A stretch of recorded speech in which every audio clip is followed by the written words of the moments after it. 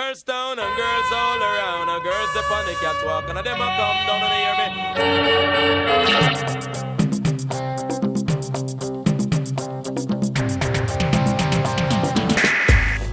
Ja, Copenhagen, altså Copenhagen, det er jo verdens bedste by. Du skal bare ramme den på det rigtige tidspunkt, altså, så kan du næsten ikke spørge om mere fra en by. Altså, vi har nogle af verdens bedste restauranter, vi har nogle af verdens sødeste og flinkeste mennesker, vi har noget af verdens flotteste arkitektur, vi har en fed, lille, kompakt, hyggelig skatescene, og super meget fashion, og ja, København om sommeren har ligesom alt at tilbyde, alt hvad man kunne forestille sig. I make it, not the problem. I tell the DJs what to play. Understand? Da jeg startede med at skate, der var man sådan all in. Altså, hvis man stod på skateboard, så synes man fandme, at det hele var interessant. Så læste man bladene, og du ville gerne vide, hvad der skete nede i din lokale skateshop. Den besøgte du nok i hvert fald 2-3 gange om ugen, minimum. Ikke? Og du sådan holdt øje med konkurrencer og alting, der var med skateboarding. Der var man bare fokuseret på det. Og sådan tror jeg, det var sådan mere eller mindre for alle dengang i 80'erne. Altså, når man skatede, så var man grebet af det, fordi der var ikke så mange. Jeg kan da huske, da jeg var lille i hvert fald, da jeg startede med at skate, altså når der kom, vi havde nogle sådan rimelig store konkurrencer i eller Copenhagen Pro, men det var bare dengang i 90'erne, men alle de pros, der kom fra USA og sådan noget, det var den vildeste inspiration og det vildeste for mig at se de der skater. Og nogle af dem, der har måske set dem i bladene og sådan noget, og man var sådan helt vildt tændt. Og så man måske i virkeligheden, det kunne være skuffende, eller også så var der andre folk, som der måske man ikke sådan rigtig havde tænkt over, og så man dem i virkeligheden, så var det bare sådan, ham der, han er jo bare for vild, altså, hvad sker der med ham der? Det er for sindssygt.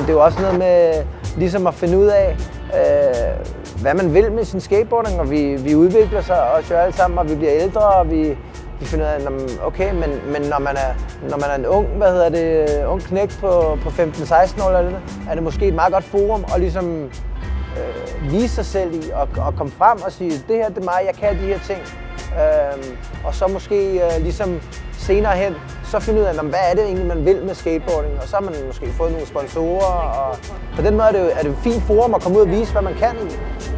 Og så, ja, lige præcis, du kan ligge og rippe nok så meget du vil med drengene nede på hjørnet, men det skal ligesom ud på en eller anden måde. Og selvfølgelig med videoparter og altså nogle ting, er der selvfølgelig masser af mulighed for det nu, og man kan lægge sine ting ud på YouTube og sådan noget, ikke? Men det er noget andet, når man ser folk i virkeligheden, og man ser dem skate helt vildt godt. Og det er jo fedt, altså, om det er en konkurrence, eller om det bare er man skater med sine venner. Men det at se folk skate live, det er da bare fedt, altså.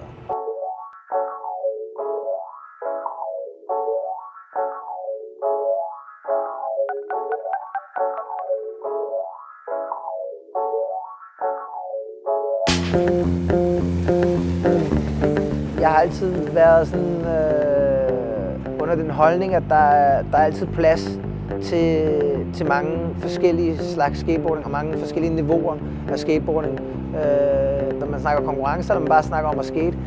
Så på den måde synes jeg ikke, det gør noget, at der er X-Games og hvad det ellers hedder, Street League og Maloof og D2 og alt sådan, hvor det er sådan noget commercial, og det er fjernsyn, og du ved, hvor det sådan kører på den der sådan meget mere sådan, okay, det her, det er Champions League. Det gør ikke noget, det ødelægger ikke skateboarding. Vi vil stadigvæk have dem, som der, du ved, står nede på hjørnet og grinder den lokale curb eller ledge eller whatever. Men altså, der er alting lige imellem, og det er det, der er så fedt ved skateboarding, at det rummer så meget.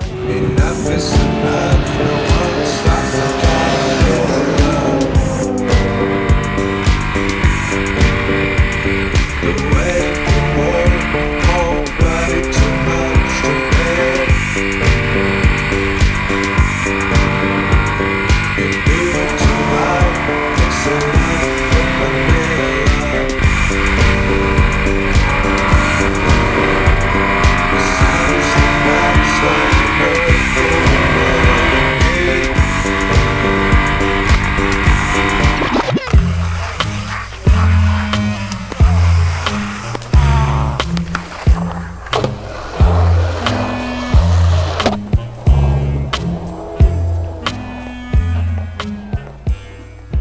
tror, der er en kæmpe del af skateboardkonkurrencen, der vil blive meget, meget større.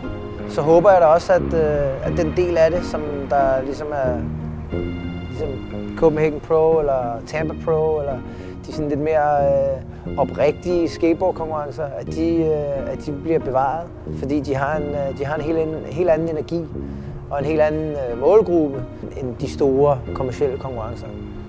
Now my selector.